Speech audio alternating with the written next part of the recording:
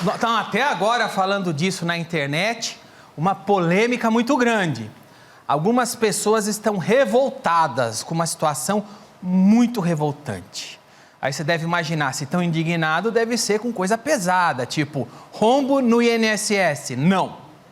Floresta amazônica pegando fogo mais do que no governo anterior. Não. Os preços do mercado subindo todo mês. Não também.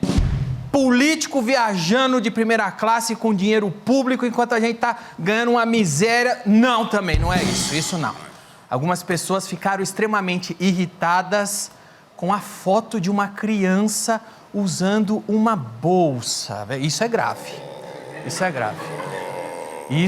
Isso gera revolta. Mais especificamente, a filha do Roberto Justus. Põe a foto aí. Olha só. Puxa, olha que foto revoltante. Temos uma criança. Eu poderia ficar revoltado assim, peraí, estão cantando no dominó, todo mundo com a mesma roupa? Não, mas isso não incomodou ninguém. Pode mostrar essa foto nesse horário? Pode, porque é revoltante. É uma foto. Mas foque a criança, veja que revoltante, pessoal. Uma criança com uma bolsa. Isso não se faz. Hein? Algumas pessoas que dizem defender a justiça social ficaram bastante irritadas porque a bolsa da menina custa mais de 10 mil reais, 14 mil reais. Foram pegar o preço, viu? Isso em reais, né? Em dólar deve ser mais barata. Ah, fácil. E se for em alguns aplicativos, vai ser mais caro, porque o governo taxou pra caramba. Mas olha um exemplo de comentário que teve mais de 45 mil curtidas no... Pra mim é Twitter, falam que é X, mas é Twitter até hoje. Põe lá. Olha isso. Os bolcheviques estavam certos. Pra quem não sabe, bolchevique foram aqueles revolucionários que executaram famílias inteiras, incluindo crianças. Para quê? Para instalar uma ditadura do proletariado, que foi diretamente responsável pela miséria dos russos e pela morte de milhões de outras pessoas, de miséria, fome, etc. Mas eles estavam certos. Graças a uma criança com uma bolsa, estamos hoje aqui vendo que os bolcheviques estavam certos. Fizeram bem em matar todo aquele pessoal. Ninguém mais usa bolsa. Isso pode até parecer um discurso de ódio, apologia à violência, discurso golpista, mas calma, gente. Calma. Não é o Léo Lins contando piada num palco. Então fiquem tranquilos. Fiquem tranquilos. Foi só gente séria fazendo um discurso sério em público. E outra, a conta que postou isso tem o símbolo do comunismo, né, no nome e a bandeirinha da Palestina. Por isso se trata apenas de uma pessoa do bem. Ele pode falar o que ele quiser. Ele é do bem. Mas a resposta a esse comentário também deu o que falar. Põe aí, ó. Cadê? Só guilhotina. Mais um justiceiro social mostrando todo o amor que ele tem no coração com um comentário bacana. Só guilhotina. Mas olha que bacana, essa resposta chamou muita atenção. Ele é um professor universitário, deu aula em universidade, inclusive tem livros publicados e foi secretário do atual presidente. Olha a notícia, não sou eu que estou dizendo. Só guilhotina. Ora, como a nossa classe intelectual tem consciência de classe, não é verdade? É verdade. É bom, o pessoal é intelectual, velho. Só guilhotina. Tem que separar o joio do trigo. Como que você resolve um problema intelectual? Só guilhotina. É o pessoal pessoal intelectual. Mas assim, a classe social e o dinheiro só incomodam em famílias que trabalham para ficar rica. Porque eu não lembro de comentário desse cara em casos assim, ó. O relógio de Lula custa 84 mil reais, ele não indignou ele. É mais caro que a bolsa da menina.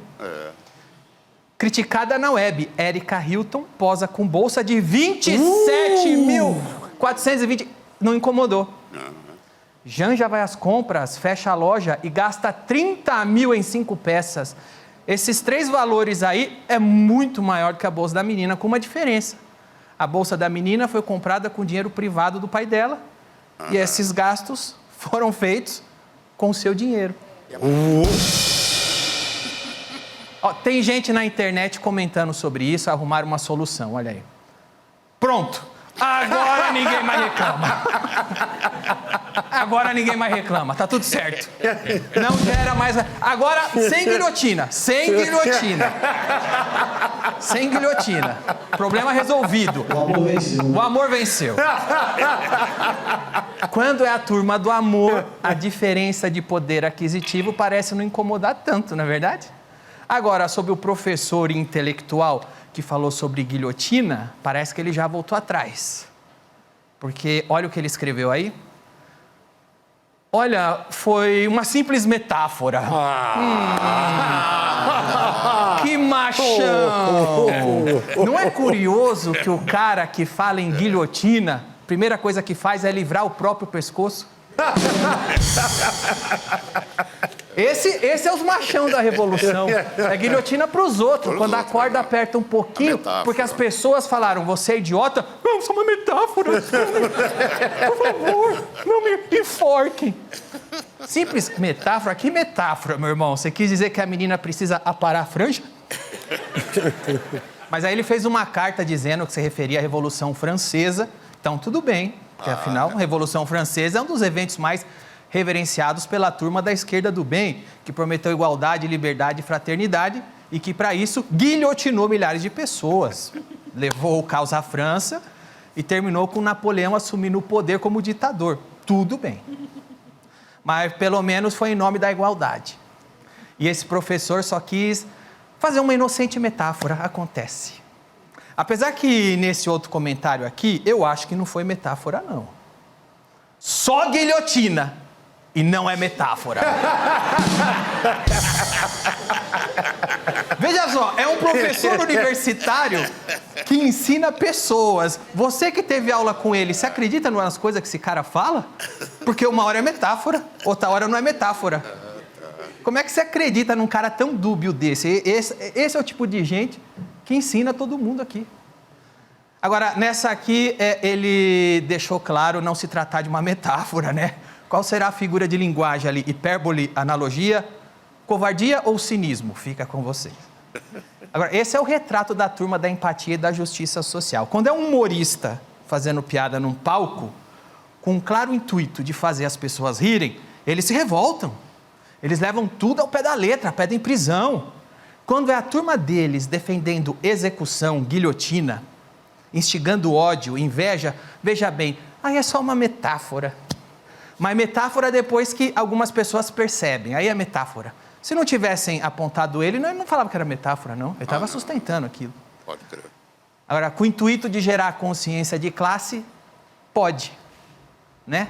Aí não apenas pode, como é bonito. Porque quando é um empresário usufruindo do próprio dinheiro, conquistado com trabalho, geração de emprego, é desigualdade. Quando é um político do lado deles, um político de estimação, usufruindo de luxo com o seu dinheiro, aí veja bem, ele merece. E eu vou repetir o absurdo, porque a gente vive num país que o óbvio tem que ser dito e repetido. Um comediante, num palco de teatro, conta uma piada e é condenado à prisão. Um professor universitário, já teve cargo em governo federal, escreve livro, ensina a juventude, faz um discurso de ódio sério contra uma criança em ambiente público, sem ânimos jocante algum, e fica por isso mesmo. Porque ele pode, ele está do lado certo. Quando as fichas de todo mundo não tinham caído ainda, eu fui um dos primeiros caras que levantou a bola. Que desgraça era essa do politicamente correto e onde isso chegaria? Estou falando de uns 15 ou 10 anos atrás. Eu apanhei muito por isso, eu apanho até hoje. Uns 10 ou 15 anos atrás, eu disse numa entrevista que, ao contrário do que muitos podiam pensar, o politicamente correto nunca foi algo para proteger gente coitadinha de ofensas. O politicamente correto sempre foi uma imposição do monopólio da ofensa e, posteriormente, sobre o monopólio da condenação. E é o que está acontecendo hoje. Eu disse isso em algumas ocasiões no passado.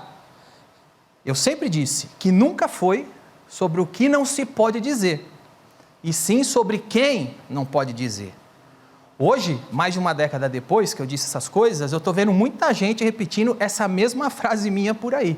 Algumas nem sabem que a frase é minha, estão repetindo, e eu fico feliz por isso, pois é sinal que a ficha caiu para todo mundo.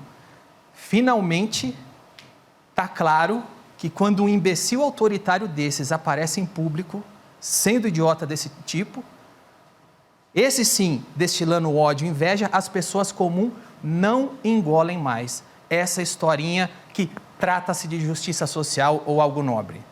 O mundo real, as pessoas comuns, as pessoas que estão pagando imposto para sustentar essa corja, já entenderam que trata-se apenas de autoritarismo e inveja mesmo. E eu fico feliz porque hoje ninguém mais cai nessa conversa cínica e mentirosa de lacração. E eu espero que as pessoas comuns, principalmente o mercado publicitário, o entretenimento, que vive para falar com as pessoas, também pare de dar tanta moral para esse discursinho fingido. Espero que o mercado publicitário, a indústria do entretenimento brasileira, volte a ter conexão novamente com as pessoas nas ruas. As pessoas nas ruas estão de saco cheio disso. As pessoas normais, as pessoas nas ruas, os pagadores de imposto, o taxista, o garçom, o frentista de posto de gasolina, ou a dondoca que está no restaurante sendo servida pelo garçom, essas duas classes de pessoas estão de saco cheio disso. As pessoas normais estão de saco cheio disso. E quanto a você, Justus, a gente já teve probleminhas. Você já me condenou por causa de piada. Mas eu estou contigo nessa. Eu só não me ofereço para pagar seus advogados, para meter um processo nesse cara, porque eu sei que você pode pagar sozinho, tá bom? Você tem dinheiro, você ficar muito salgado, você vende a bolsa da sua filha que o dinheiro vai dar. Deixa barato, não. Vamos começar o programa.